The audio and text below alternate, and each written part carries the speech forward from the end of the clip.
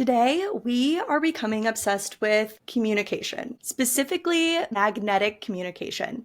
And that might just sound like the buzzword and the thing you're supposed to be good at, but today's guest does not just talk about it as the thing everyone's supposed to be good at. She really brings it home with the fun side of being a communicator, the storytelling, the creativity, and importantly, getting to know yourself as that magnetic creator and speaker. I am so excited to introduce today's guest, Tina Bakehouse, who is a powerhouse when it comes to helping leaders and organizations communicate with heart and purpose.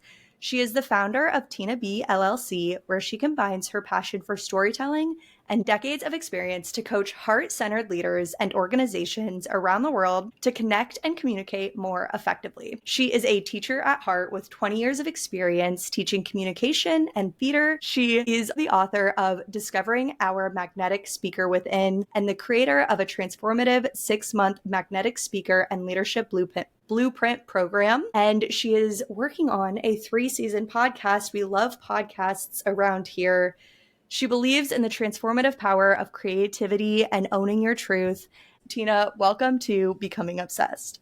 Well, Teresa, it's so exciting to be here. I love your spark. And when we met at that networking event, I immediately was drawn to this idea of obsession and to echo all those things. I think another thing that's fun to note is I was a Walt Disney World cast member and actually got trained in communication and business at the Disney Institute, which to me I've used that foundational knowledge and information in all my business background and various jobs.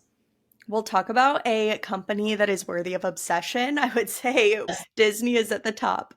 Let's kind of go to the beginning. What was happening around the Disney days? I, as a sophomore in college, had to get an internship, and I thought, go big or go home. I'm this Iowa farm kid. I really have an intrigue and interest in travel and going to and doing different wanderlust. I really was interested in Walt Disney World. I'd seen tons of animated features, loved all things Mary Poppins. And so I thought, why not apply for an internship at the Magic Kingdom?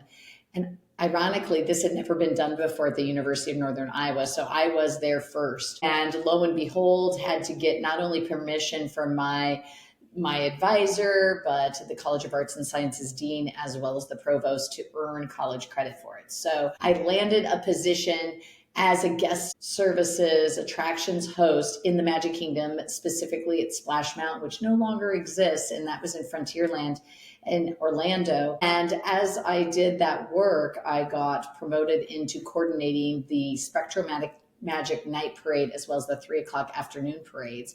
And what that entailed is just really taking care of guests, making sure that they were getting that experience that's magical, and taking care of our various princesses and Mickey and beyond, and making sure nobody pounced on them. So I really enjoyed that job and did actually try out to be Mary Poppins, and was told that at this time they did not need my height because you have to start as a fur character, and 5'8" is Tweedledee and Tweedledum height and Pluto height.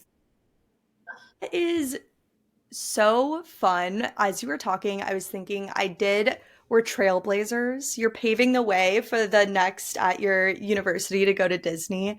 I did a similar thing where that wanderlust and sense of adventure got me, and I convinced my university somehow to give me college credit for living in the jungle in Panama for 3 months. So we did the same because I had to create a program and to be persuasive. And I also hitchhiked to the interview, which was in Lincoln, Nebraska, because I didn't have a car. So that was in the 90s. I love it. Anything to make it happen. Yes, you got it. Disney is a magical place. I'm really curious. You're now doing work to really help people find their magnetism. Is that something within yourself that it goes back pre-Disney days, or is that something that you really learned and found and started to embrace for yourself? How did that journey go? What was that like for you? Yeah, I was a child that I grew up in the era of the Muppets and found Jim Henson and all things Muppets just fantastic because there was something about their energy, their fun, and their means of engagement, not just the Muppets themselves, but also with people and what they would draw out of people. And there was this magnetism. And so as a child living on a farm, I created on our front porch as my proscenium stage little shows. And as I got older, I would rope my younger brother and sister into doing these performances for my parents' annual anniversary. And it was pretty extensive, starting at ages 7 and beyond. I'd write the script, have the costumes, and then eventually have dinner theater. And it was a lot of fun. And there was something about oration and the spoken word and storytelling that just kept me intrigued. I loved listening to records. I grew up on flipping the book, and my rest time was flipping over that record and hearing what was next and getting to learn to read and curious of what's going to happen and getting engaged with those characters and bringing it out with my voice, as well as I became an educator, drawing it out of my students and later out of professional people in my intuitive communication coaching business. You just answered one of my new favorite questions to ask people. And so expand on this if you want to, but I love to know, how did you play as a child? Like, I'm asking people this question now, and I love that you just offered that up without me asking, of creating these stories and these sounds like full productions and dinner shows. What were some of the stories you were telling back then? Well, I loved using stuffed animals and puppets. They were my friends. I had one of those red wagons, and I would wheel them around and create little forts and create stories with my younger siblings. I would play school and do lesson plans that were very extensive. I'd have a treat bag, and we'd do field trips on the farm. So I did everything from creating story in a teaching framework to playing office person and being a woman businesswoman. I did not play house. I also did play Barbies with my younger sister because I love the idea of creating characters and dialogue more than anything. And I think it was this using these apparatuses, and in the case of whether it was through a doll or some figurine, it just was fun for me to provide different voices, different personas, different personalities, different emotions, and make myself laugh. I even had a Fisher Price radio that did the tape recording on a good old cassette tape, where I created radio talk shows with my sister and brother and would take on different personalities.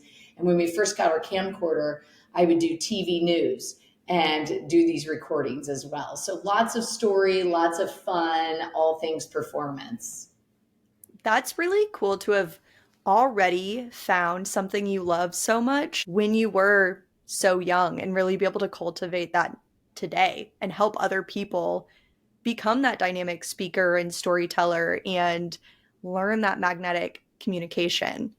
Before we get into all of that, because I'm selfishly want to know more of your wisdom, I want to know what you're doing. How does play a role in your life today as an adult? It's so great you're asking this question, Teresa, because I become obsessed with it. Frankly, I am recovering from burnout. And what I Mm. recognized is that balance is everything when you're an entrepreneur, and trying to be a powerhouse mom, a powerhouse daughter, friend, and businesswoman is a lot, a lot, a lot. And with that comes strain and stress. And no one wants to work with a brittle woman. And I realized very quickly the yummy comes from when we play. For me, I call them play and pleasure practices. I love Mama Gina, and she talks about this whole idea of tapping into your five senses. That can be as simple as finding one beautiful thing that you smell, taste, touch, see, feel. And I am very intentional about that. I also have created an experience now that I live in Omaha of dribbling and going in laps in the gym and just saying my affirmations playfully, skipping when I'm headed to a coffee downtown Omaha, going on the swings in the Jean Leahy Mall, going rollerblading, but making space and time blocking and making it sacred. Why not put the joy in our day and be very sacred with it, like we would as we have to do the thing we call work? What I have found is with my business as we're in 2025, I'm really leaning into this core question, what would the Muppets do? What would they say? And so, how can I be bold like Gonzo or very passionate like Miss Piggy, idealist like Kermit the Frog, really, really funny and humorous like Fozzie Bear, and especially flow into that free, adventurous spirit like Animal. And people feel that energy. We mirror each other.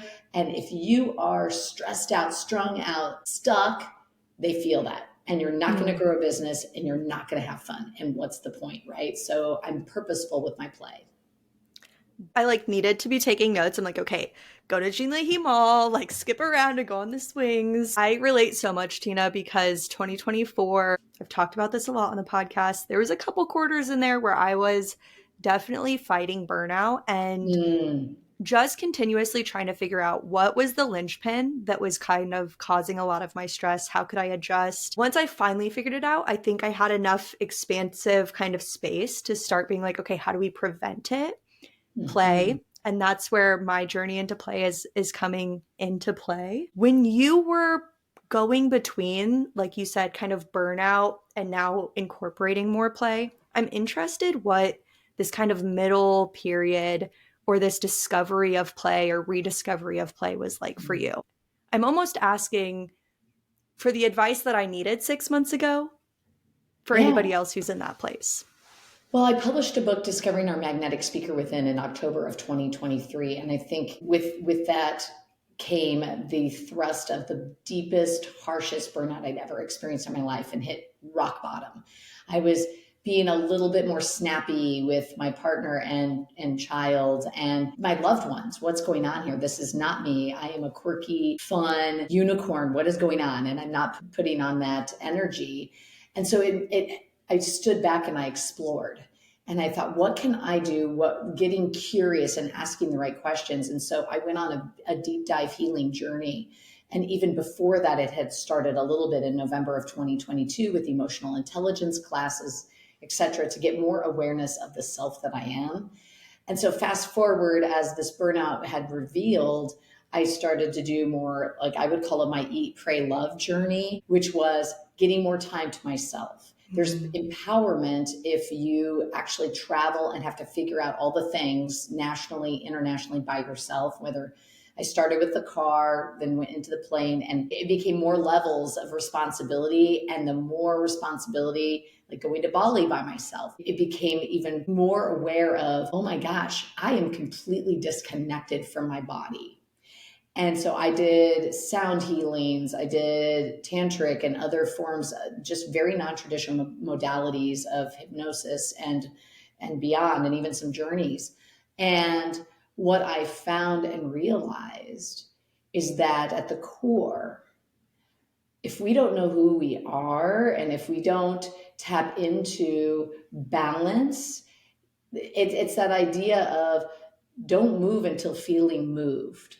And Mm. I kept feeling like, what's the next thing? I didn't even celebrate publishing that book.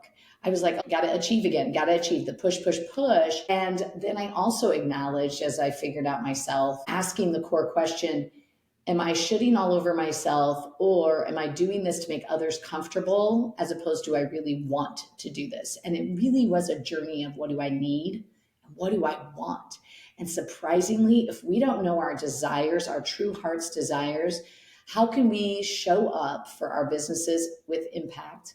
How can we communicate with confidence and clarity if we don't even know what we want and desire? And that, I would say, lend itself to spaciousness of meditation and sitting with myself and really eliciting the help of an intuitive healing coach that acknowledged, oh my God, because I was having bladder issues that just weren't going away, that I was pissed off. And it was a lot of childhood traumas, some sexual assaults, as well as church traumas that I had to heal through and go through Mm. to come to this point of wow. The wow is showing up and waking up in the morning so excited about your life, ready to be who you be. Thank you for sharing that because I think it is so impactful to just see other people go through it. And what I kept thinking of as well when you were talking is how so often we don't see behind the success, right? We see the success of You have learned so much, taught so much for decades, put it into a book that's helping people make real change in their life. And I was disappointed. I was like, really, is this all there is? And I was not celebrating me, myself, the accomplishment, the 2 years of rigor of interviewing 50 people, of publishing with Georgetown University's manuscripts publishing company, and going through 5 levels of editing with 5 different editors. I mean, it was a rigorous process with juggling a full-time job with my own business and life with all kinds of things. So yeah, exactly. It gets us into this idea too of so often we're told to be ourselves, especially as women entrepreneurs, right? Like be yourself. That's what sells. Show up as yourself. And this period of time where you were rediscovering yourself, what were some of the big, you talked about going to Bali, the solo travel, being by yourself. What were some of the, I don't even want to say advice or like big ahas that now help you to be like, okay, let me check in with myself. Let me do these practices so that people like we can find ourselves and know ourselves more. I almost can't formulate the question, so I'm just going to let you riff off that. This is great, Teresa. You've got it. It's landed. I know what you're looking for. I would say step one was asking for feedback from trusted people in my circle, because I'm like, okay, I'm feeling icky inside. Something's not in alignment. What is your experience of me? And so it was at an emotional intelligence class that multiple people said, Tina, you're a performer. You're disconnected. You've got this great energy, but are you really with yourself? Like, are you trying to just make people happy? A people pleaser, right? And then in Bali, I was with 3 very beautiful souls that I have a deep, deep relationship with now. And it was towards the end of the 2 week trip that I asked them, okay, I feel like I can ask you this and you will tell me the truth. I need the truth. What am I missing? Like, tell me, what do you see and how do you experience me so that I can take it to the next level? And their feedback was extraordinarily helpful. They were like, Tina, I see you just desperately want love from other people. You don't like, and that's what it hit me. The self-loathing and the self-hatred was so deep. And I went towards Gabor Mate, who does a lot of work with childhood trauma. And I've started to read and research, and my work with an intuitive healer really drew out of me that I had been performing for family, to please the church, to please others, all that pleasing. I had no idea what I liked. I had no idea what I loved. I had no idea what I wanted or needed or any of those things. And it was like mind blowing to me when my coach kept saying, Tina, what is it you want? What do you want? What do you want? What do you want? What do you need? And I'm like, oh my goodness, oh my goodness, oh my goodness. And it was foundationally just eye opening when we went even to the depths of the root chakra where I didn't feel safe. So I was doing what I thought was safe because of, since 3 years old, I was getting piercing looks and inappropriate touches from family and beyond, trusted advisors in my life. And that impacted then the other chakras, which are your sexuality and your creativity.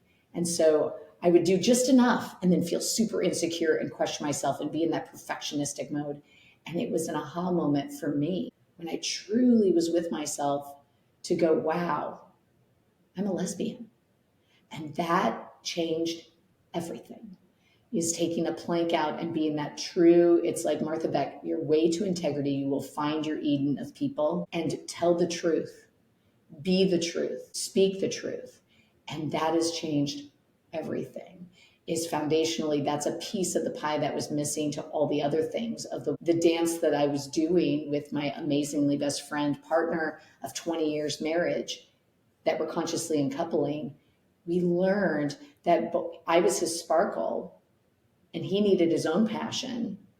And I was softening the true inner sparkle of me. And so I guess to answer your question, on this journey, on this path to the self that we are, when I say be you and be true, I found It's first really, really having time on your own, going back to those stories you were telling yourself, those moments in childhood where maybe you were told, because I was told I was wrong, the Mm-hmm. essence of me was wrong, and going through the healing process of that to build a solid foundation, and circling yourself with the people that draw out of you the love, like with my improv group here at the Backline Comedy, when I perform and do classes, and how they circle me with appreciation and love. And then really, really search and ask yourself, what do I love? And bring in that love of enjoyment, whether it's something you desire, like a scoop of ice cream in the food world of taste, or something you see, hear, whatever those senses are, but also tap into the work and the purpose that you do. It all needs to be in alignment. And it's asking yourself, is this true? Is this true of me? So I hope that answered your question, but it was a big, big journey of exploring the healing of my childhood and revealing that my essence of who I was punished. And Mm-hmm. so I became a performer to please the other. And when I stopped that, the magic starts to happen. And then you can create in beautiful ways, wonderful relationships and powerhouse experiences. That is such a full, beautiful answer to that non question that I asked. And I can see too how it's almost like a core part of you is villainized. Before we even know what's happening, it's like a part of you is inherently bad or wrong. And how can we not carry that with us? Right.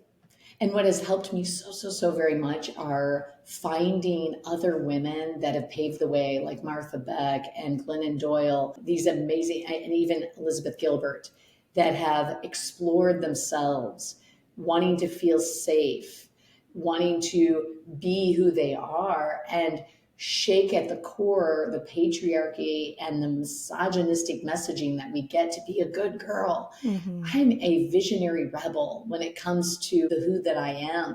And so I can echo that idea of when I saw various interviews and podcasts and read books, it was such a relief to say, oh, this isn't as weird and odd and different.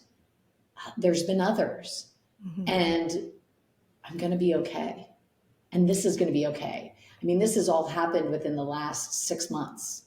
And so it's been revolutionary of, uprooting my 20 years of the Norman Rockwell painted like white big farmhouse, married to a farmer with a child, with a dog and white picket fence, and doing all the things to, oh, woman comes out in a rural Iowa community, not only leaves her family, moves to downtown Omaha. In the process, her best friend and partner is diagnosed with stage 4 follicular lymphoma, all within Mm-hmm. 6 months of each other. And so talk about my son's freshman year of high school. And the looks occasionally or the treatments are different, and it's all about staying in my truth and leaning into love of self and love of the other, and tapping into integrous generosity and serving with a grateful heart. It is such a gift for you to be showing that to your son and to be stepping into the version of you that you love, yes, but you also know is accepting and worthy of love exactly as you are. I think this Yes. journey is so beautiful. I remember when we first met, you filled me in a little bit and I was like, "Oh, I need to know more of this because that isn't something like that takes a really strong person and a really strong woman to go through it and to talk about it and to be sharing it as it's unfolding and as you're experiencing it. It's it's really inspiring."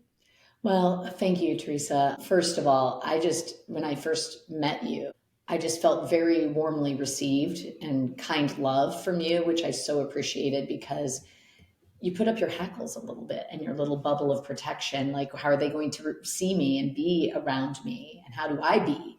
And I decided, you know what?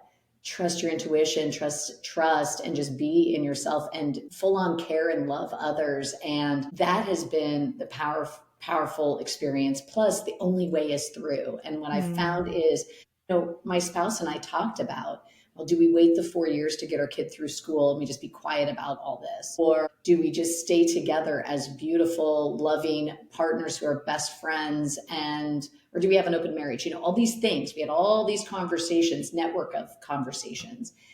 And that the painful reality is like, okay, we've got to be real with what does he want? What do I want? What do we want? And we decided we both deserve and want more and different. And we can create family newly. Like even my son has said, Mom, people don't understand us. They don't understand that we still say, you say to dad, and he says to you, I love you, because there is love there. It's just a Hmm. very deep friendship, platonic love. Yeah. So I'm going to backtrack and sidetrack a little bit because I want to talk about more. I want to talk about Bali more. And I have done my fair share of solo traveling. I absolutely love landing in a place and being like, what do I do? What's happening? But something that I think really helped me grow, like the reason solo traveling helped me grow so much and has helped me process so much, and I think you'll be able to relate to this, is because you step into a world that no one knows you. No one has expectations about you. They can have their assumptions, but no one knows anything. And you can, I don't want to say try on somebody else as if it's fake, but you Mm. almost get to experience and try on a different version of you that you maybe don't feel comfortable showing to people that you know. Well, and it's funny you say that because, Martha Beck would say, we've got these meat suits on, we're souls having a human experience, right? And for me, it was like I got to be myself. Hmm.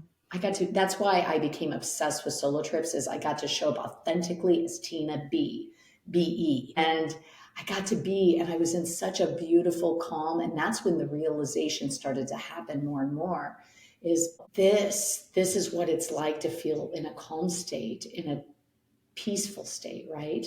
Because we just want peace. That's what Hmm. human beings want, is to be seen, heard, and comprehended for who they are. So Bali, it was by far one of the most magical experiences. I kid you not, when the airplane was above the island, I started to weep because there is something special about the loving, healing energy there. And I met a gentleman who gave me a scooter ride. He was a friend of a friend that I later had met on the island. He said, Tina, you're a special soul.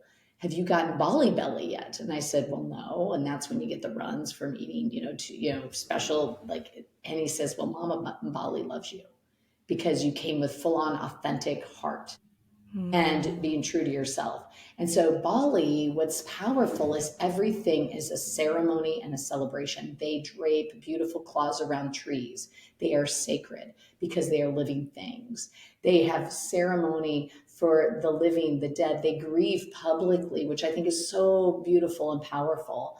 And they also eat and take a long time at a round table. Like they created a ceremony for me and it was so beautiful when I was ready to leave, which made me sob the whole time, and made all these homemade, everything is of the land, like rice paddy fields, just as far as the eye could see. And I went to Ubud, which is one of the settings of Eat, Pray, Love in Elizabeth Gilbert's book. And that's where I went into this beautiful pyramid where this amazing human who facilitated a sound healing.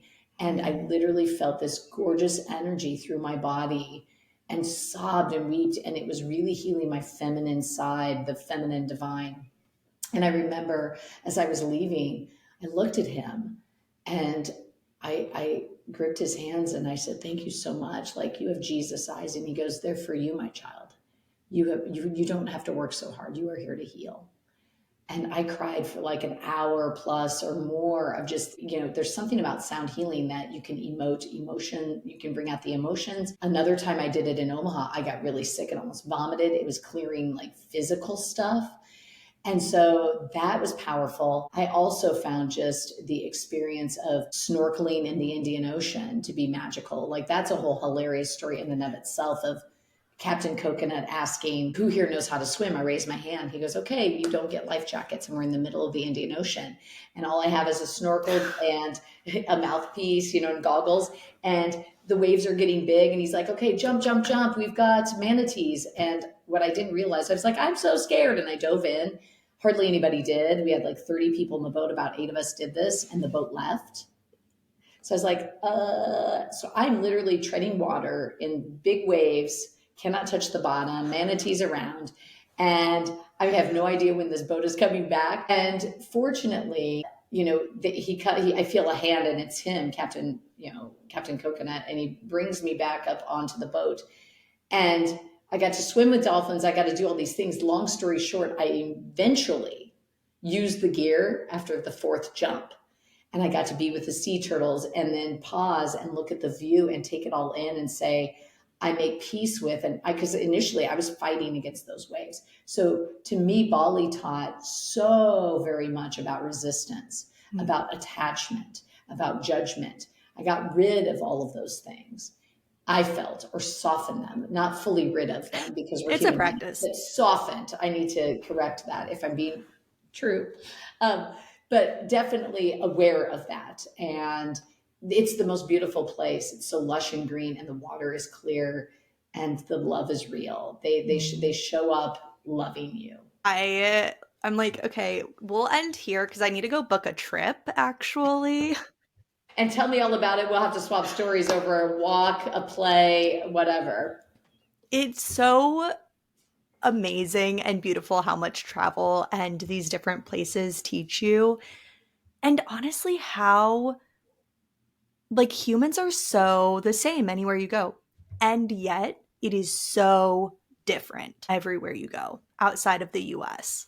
You just said something very profound, same, but different, right? There was a childhood book that my son loved, which was a children's book that focused on two different boys, that one that was from the city in the United States and one from sort of a rural India, small little town, and how they had home, they had family, and it was different, same, but different. And I totally agree with you because I learned to surf in Costa Rica, and that was like a trip to be fully present, to not rush, to be in the moment and to do bold decisions, but also listen to my body, listen to the waves, and be. I also did a random writing trip to Atlanta and did all things art and went to a comedy club by myself, which apparently people don't do. But I became a fun butt of all jokes since I sat in the front row. I went to these beautiful art galleries and a puppetry museum, all things Jim Henson. I was in Happy Magic Land. And you're right. It was amazing the amount of conversations I had with other artists, one of which did production for Breaking Bad and did the props, and I got to have lunch with them, and just Oh, learning and being curious and asking questions and being interested instead of trying to be interesting. oh, that right there. Interested instead of interesting. Okay, I need to write that one down actually because I'm taking that one with me. Very good. Yes. I've only been surfing in Costa Rica, but this past November, I went to this business wellness retreat that ended up being my chance to learn what being disappointed is and allowing myself to feel that. Mm. And part of that experience, Where was the disappoint? I was really looking forward to having some time to like reset for the new year, like sit with myself, reflect on the year. I'd had a really hard year. And instead, it was like 4 days of what are your innermost limiting beliefs that you tell yourself because you were told them as a child? And it was like 3 days of Mm. the negative and 1 day of the positive. And by the end of day three, I was like, I can't, like, I was pissed, Was honestly. that an organized experience, or was it one that you created yourself? It's an organized experience. Most of the people there, I think, really related to the experience. But my, Mm. again, expectation, what I was needing in that moment was to do the opposite of what I had done for 6 months, which was like hard personal work. And then Hmm. the retreat ended up being hard personal work. Pouring rain the whole time. Oh, There was wow. so many storms, and then the airport shut down. It was like the craziest experience. Sounds very parallel to what you were feeling inside, though. Ah, okay, Like the Tina. inner storm, right? Yeah. Think about that experience. It was like to give you the visualization of what you were going through. And now you can look back. That's the beauty of human Hmm. being. We can look back and say, yeah, there was disappointment, there was expectation, there was judgment of how this was facilitated. I was attached to an idea and I was really resentful and resistant to what was happening. And so all this crazy with the weather happened. It was sort of like that was your internal, like, analogy for what was happening maybe inside to bring to the forefront visually. I love that. I haven't thought about it that way. I do think in a lot of ways it pointed out that I'm so willing to go with the flow, but by the end of day 3 I needed to like buck up and be like, no, this is not what I need right now, which Mm. overall in hindsight is maybe exactly what I needed. Yes, that's when we reflect, right? I'm like bitter and petty and I like don't want to admit that, but I'm coming around to it. But during this week, we ended up going surfing and it was actually the perfect waves. You could actually ride them all the way in. It wasn't too high, too crazy. You didn't have to Nice. tread on your board the whole time. You could just kind of stand out there. But what you were saying, where doing things like surfing allows you to do nothing else but Yeah. surf. Fully one thing, focus. Going to a comedy club, especially when they're like, okay, put your phone in a bag, or, I did a like comedy or like stand up class. And it's just these Mm. moments where it's like you are fully in the moment because you almost don't have a choice. Like you can't be on your phone. You're not being distracted by things. You're not worried about what you're doing next because you just got to get on the board and make it to shore, right? Like, or fall and Right. not hit your head. Right. And I remember my coach, I mean, it took me 3 hours and I rode 10 waves because I wanted to do it and say it wasn't just a one freak deal, that I actually figured it out. I mean, the first time I crashed, or I was too, and he goes, oh, Tina, too soon, too fast. And then I Mm. slowed way down into the other extreme. He's like, Tina, too slow, too slow. I'm thinking, baby bear, I need to do baby bear just right. What's just right? And he stopped me and he said, okay, take a breath and just trust yourself, trust the Mm. water, be at one with the water and with nature, and not try to control it, not try to do any more other than be. We are human beings, not human doers. And that was like huge. And it was that next wave I rode very awkwardly, like this. And he goes, you did it. Very awkward. You did it. He goes, weird form, weird form. And so I thought I'm going to do better with the form, but it was figuring out that dance, right, of being fully focused on a thing and being present. And I think that that's so huge when we come into living our lives.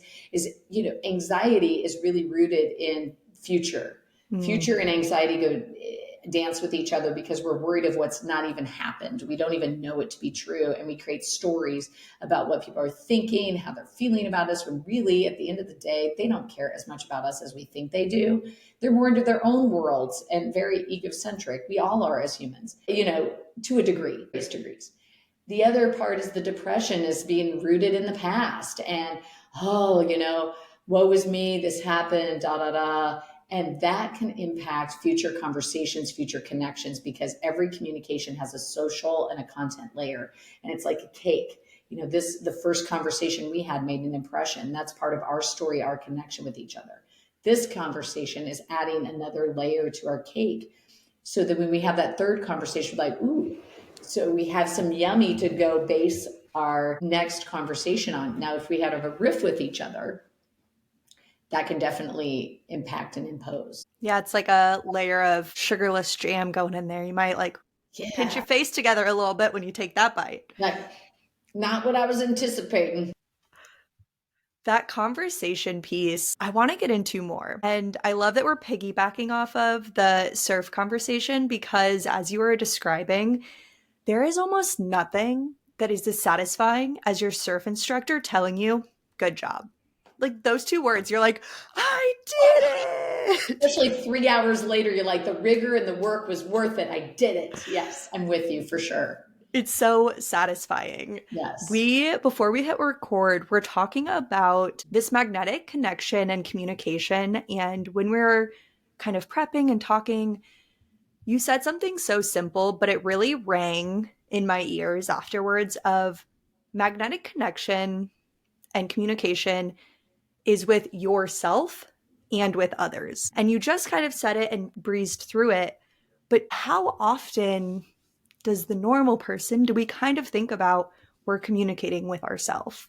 It's not just a communication with somebody else. Right. So there's this concept of intrapersonal communication. Interpersonal communication is with someone else, and intra is within our minds, within our bodies, within ourselves. And so I define magnetic communication. We have this attraction, and we first need to be attracted and connected to ourselves, our bodies, our gut, our hearts. And then we have this beautiful brain heart coherence.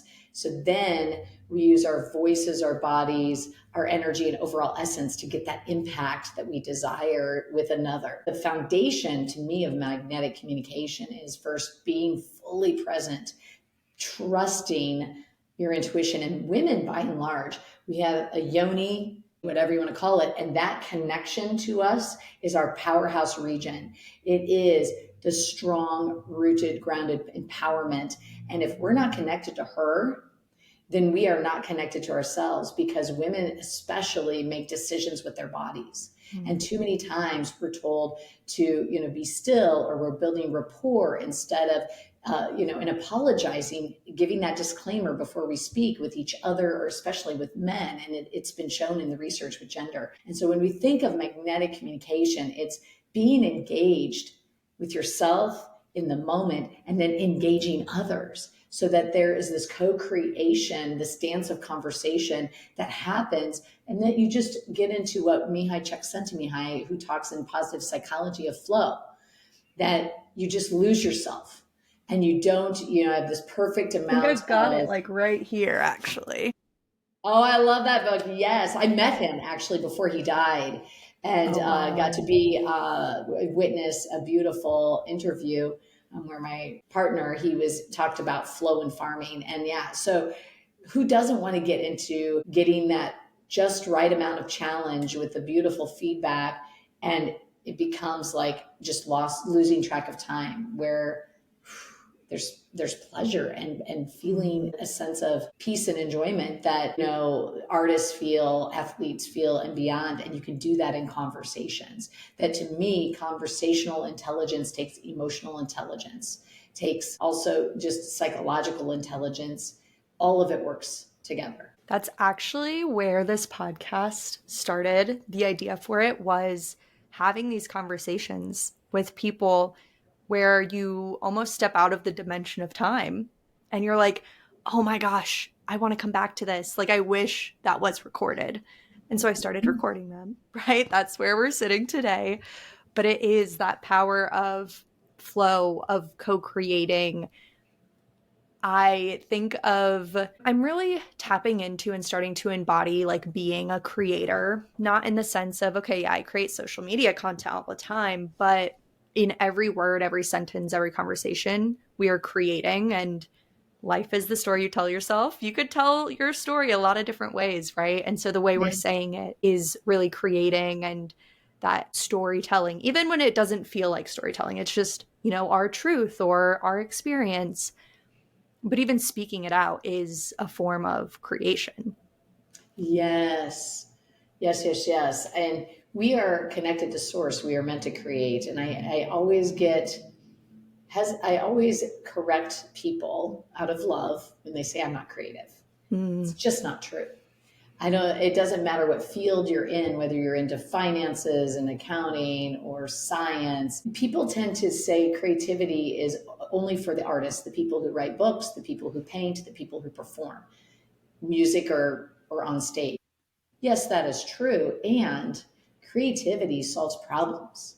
Creativity is what really provides us innovative ideas, innovative inventions. And if we don't have that, we're not moving our communities forward. And so, yes, the conversation does have this beautiful foundation of creativity to it. And it's acknowledging that we are creators, whether it's creating a podcast, creating content for social media. Those are forms of creation, yes, but even every day, I've really tried to be intentional with, as I spend a lot of meals now on my own, is I light a candle And I really thank the universe and God and the source for all the work that's been put into this beautiful food, and for the people who grew it and the love that has come from it. And it helps me slow down. It helps me also just be fully present. When we find that presence and creation are part of the human experience, that's when we slow down and we really take it easy and Mm. we really find enjoyment instead of rush, rush, rush, rush. What's next? What's next? Rush, rush, rush, rush. What's next? What's next? It's like this marathon or this hamster on a wheel, right? And I've been guilty of that and have had to say, whoa, stop, back up the truck, and trust. First of all, you'll get where you need to go, and allow what Abraham Hicks, who's an intuitive, says is segment intention. Provide transition time and be intentional with every beat of your day. You know, there's a different energy for being interviewed on a podcast versus a different energy for producing content for social media versus different energy of composing a speech, different energy of going to a networking event and promoting your business or doing a keynote. All of it is energy, all of it is creation. And so it's being aware of that as the creator that you are, what it gives you joy and fuels this thing we call flow and energy, and what depletes you. Mm. And that to me is the yum of what's to come, is when you figure out where you extend and expand your energy. And for me, like with keynotes, I have to allow a lot of spaciousness the day before, the day after, to really gear up for those 100 plus energies in the room. Whereas I get jazzed up with my one-on-one clients for my 6 month signature program, where I'm drawing out of them their inner magnetism to speak their truth on any stage. I feel like we just have so many similar kind of like parallels going on, but I've really been leaning into creating more space. And interestingly enough, found that as I started to create a little bit more space, I had no idea what to put into it. And that was coming off of burnout where I was like, Yes. I don't actually want to I'd rather be in the car for longer because I can't be on my phone. And I was in this space of not knowing what to do with my hands if I wasn't typing on a computer or doom Or doing scrolling. work or producing. And you Mm-hmm. know what? The rest is Mm-hmm. when it's best. And I listened to The Gathering Room with Martha Beck, who's in social work, and she talks about the power of resting and Mm-hmm. how beautiful things come flowing out.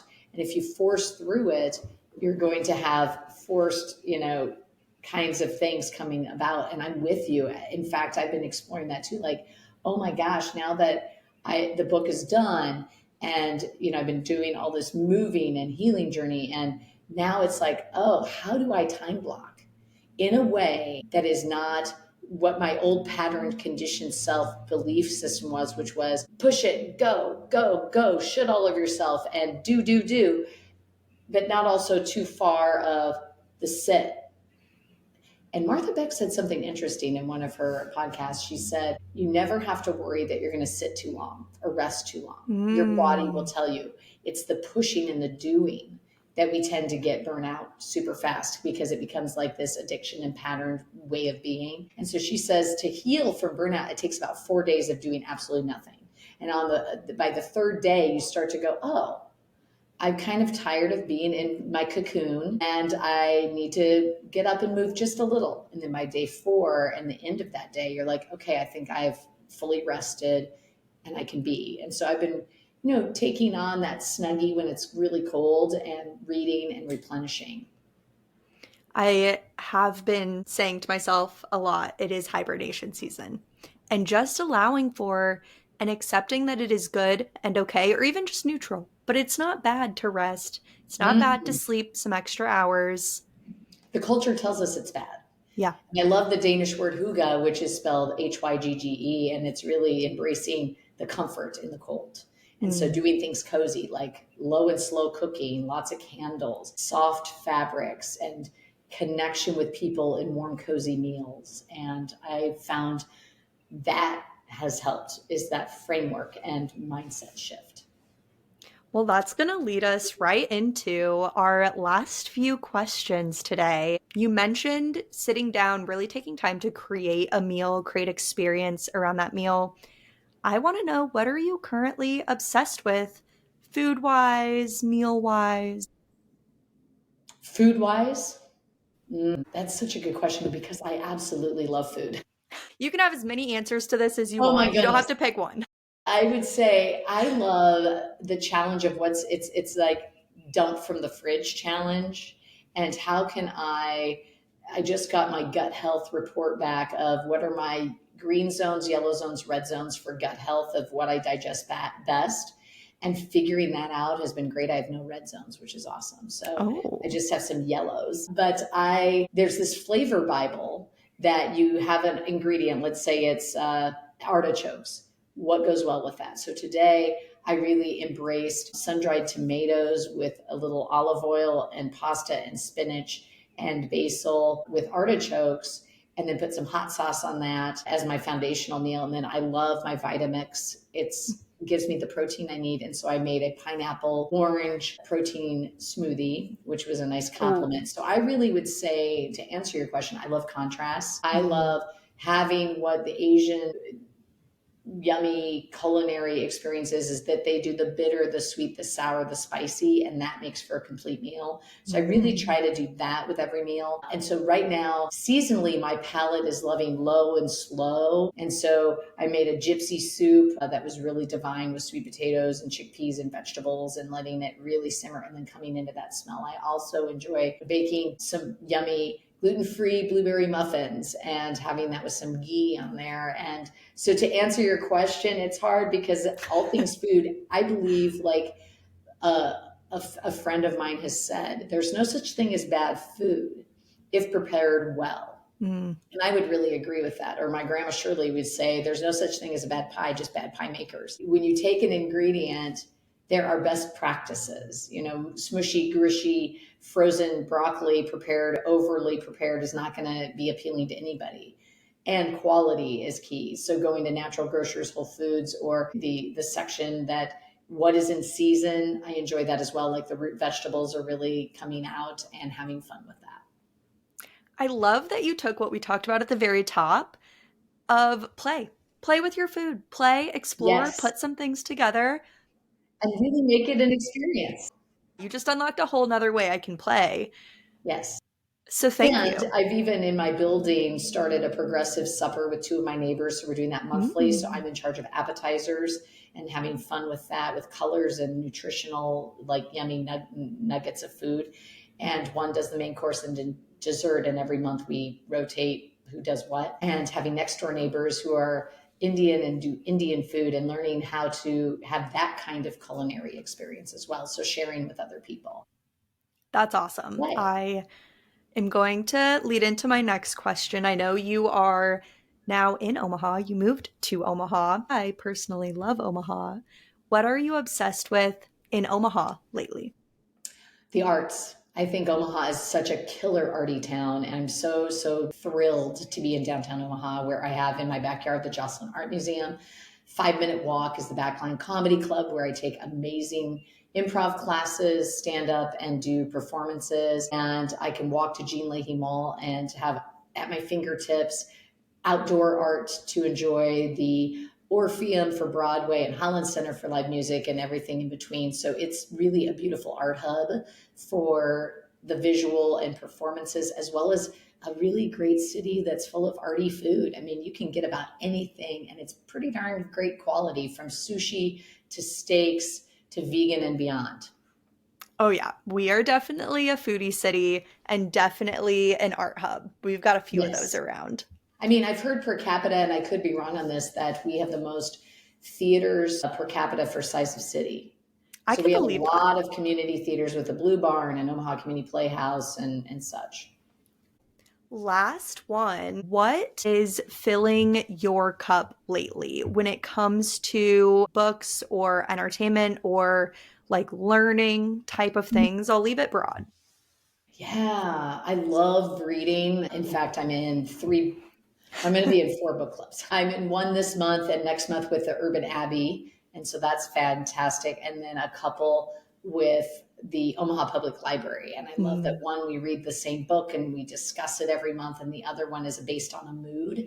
And so I've really enjoyed that it has expanded my palette. I normally read nonfiction because, learn, learn, learn. However, it really expands your creativity and mind by doing the world of fiction. Like I read The Measure, which was highly I was engrossed in. It was this idea of boxes dropping from the air into the world of every human being, and there was inside of it a string with the length of your life. Do you open the box or not? And then how do you Oh. treat short stringers who you know are not going to live? Do they deserve rights and can lead?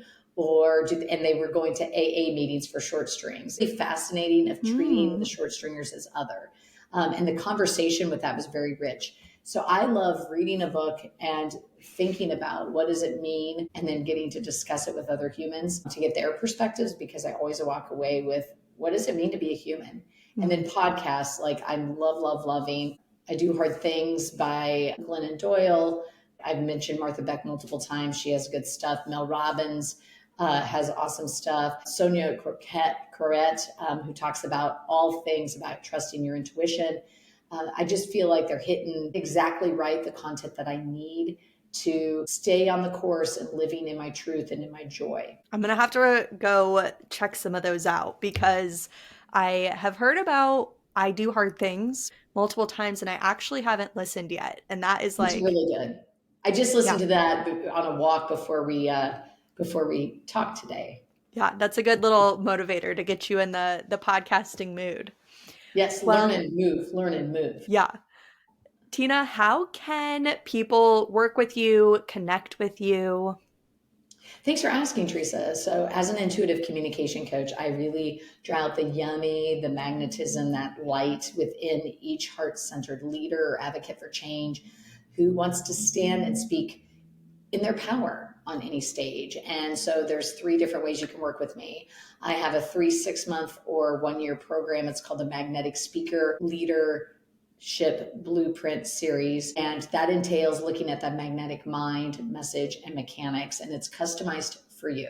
So whether you want to do a TED Talk, I help you craft it and get into your inner power, or a keynote because you've published a book or just want to get out on stages, or you want to get better at your story for your small business at networking events, or even just share an abstract idea in a more concrete, powerful way. That's one way, is through my signature individual programs. The second is through team building workshops and storytelling, improv, like yes and leadership, temperament, understanding who we are impacts how we work, communicate, and lead in magnetic communication.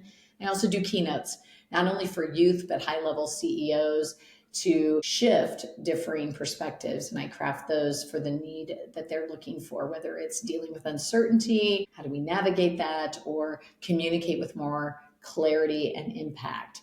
And you can reach me on my website at tinabakehouse.com. That's Tina, Tina, Bakehouse, B as in baking cookies, house as in casa.com. And you can get my book there, whether it's an audiobook or print, from my website on tinabakehouse.com. And the title of that book is Discovering Our Magnetic Speaker Within. And it's got stories, strategies, tips, and tools to really anchor yourself in your inner magnetism to engage in any space and stage. And I'm on LinkedIn, and I have a YouTube channel and Facebook.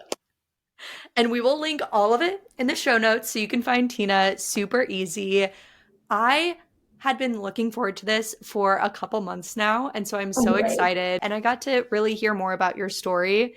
This was fun. I love it. So if you are still with us and you hung out with us this whole time, I would absolutely love if you would give us a 5-star review. If you enjoyed this, send it to a friend, post it on your story, tag us at Becoming Obsessed Pod. It helps us get the podcast out and help more people become obsessed with the life they're living and love themselves. All right, now let's go get obsessed.